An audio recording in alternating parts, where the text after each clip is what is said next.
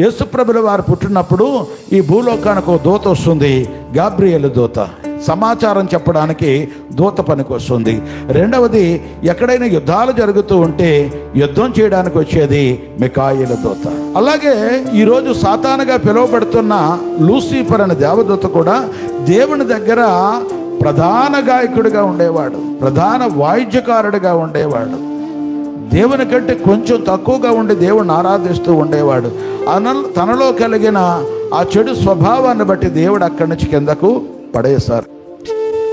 దేవుడు అంటే నాకు భయం అంటే నాకేం తక్కువ అనుకుంటావు? అన్నీ తక్కువే. ఆలోచన లేనివాడికి అన్నీ ఎక్కువే.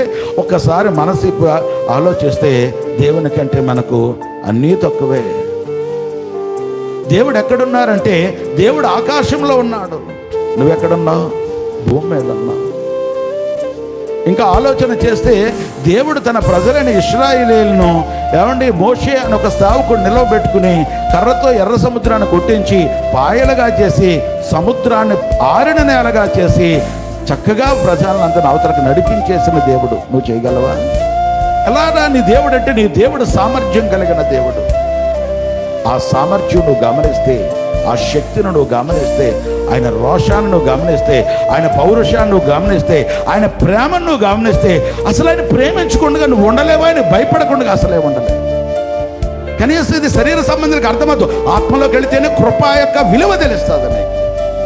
అట్టి కృప మనందరం కూడా అనుభవించదము గాక.